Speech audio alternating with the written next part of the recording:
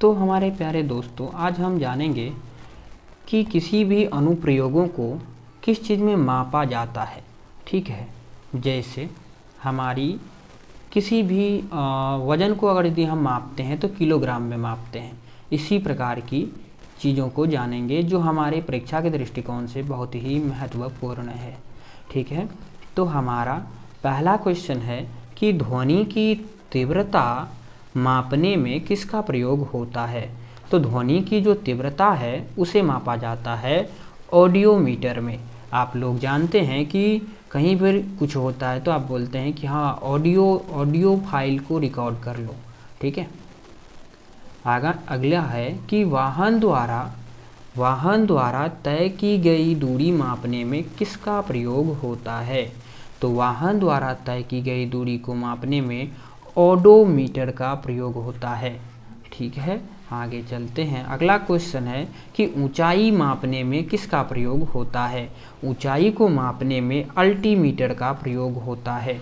अगला क्वेश्चन है कि पौधों की वृद्धि मापने में किसका प्रयोग होता है। तो पौधों की जो वृद्धि मापी जाती है वो मापी जाती है ऑक्सीनोमीटर में। ठीक है, अगला क्वेश्चन है कि प्रकाश की तीव्रता जो है वो किस चीज़ में मापी जाती है। तो वो मापी जाती है लक्स मीटर में। ठीक है, अगला क्वेश्चन है कि हवा की आर्द्रता मापने में किसका प्रयोग होता है। तो हवा की आर्द्रता हाइग्रोमीटर में मापी जाती है। ठीक है, आर्द्रता मतलब कि इस हवा में पानी की कितनी मात्रा है। ठीक है, अगला है कि विद्युतीय धारा मापने में किसका प्रयोग होता है। तो विद्युत धारा मापने में एमीटर का प्रयोग होता है। अगला क्वेश्चन है कि ताप मापने में किसका प्रयोग होता है। तो ये सब आप जानते हैं थर्मामीटर का। अगला क्वेश्चन है कि स्वर्ण की शुद्धता मापने में किसका प्रयोग होता है। मतलब कि सोने की शुद्धता मापने में किसका प्रयोग होता है। तो आप लोग अक्सर सुनते होंगे कि 24 कैरेट सोना शुद्ध होता है, तो उसे मापा जाता है कैरेट मीटर में। ठीक है, आगे चलते हैं। तो हमारे पास अगला प्रश्न है कि गैसों का दाब मापने में किसका प्रयोग होता है।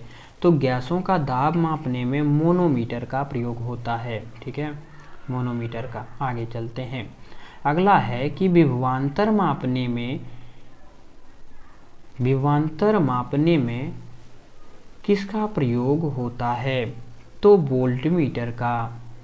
अगला क्वेश्चन है कि हृदय की ध्वनि को मापने में किसका प्रयोग होता है। तो हृदय की ध्वनि को स्टेथोस्कोप में मापा जाता है। अगला प्रश्न है कि हृदय गति को मापने में किसका प्रयोग होता है। तो ये मापा जाता है कार्डियोग्राम में। आपने पहले वाला क्वेश्चन देखा होगा, उसमें क्या है कि हृदय की ध्वनि को मापने में, और दूसरा है कि हृदय की गति को मापने में।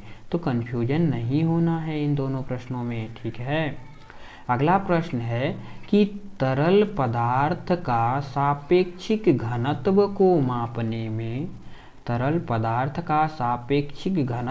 मापने में किसका प्रयोग होता है। तो तरल पदार्थ के सापेक्षिक घनत्व को मापने में ऑक्सीनोमीटर का प्रयोग होता है। ये आपको यहाँ पर ये गलत हो गया, डबल ऑप्शन आ गया एक साथ। अगला प्रश्न है कि रक्तचाप को मापने में किसका प्रयोग होता है।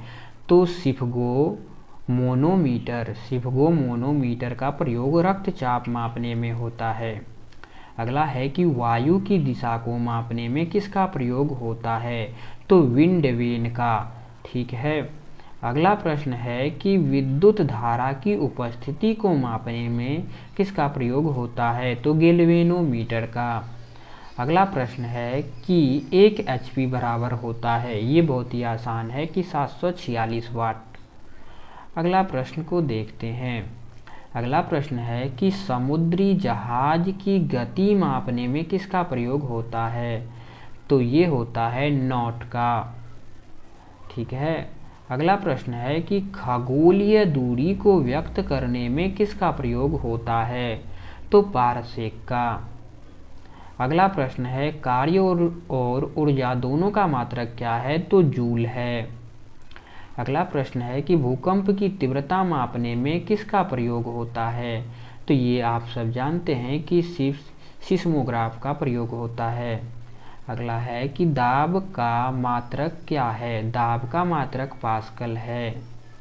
अगला है कि थर्म किसका मात्रक है? तो थर्म मात्रक है ऊष्मा का।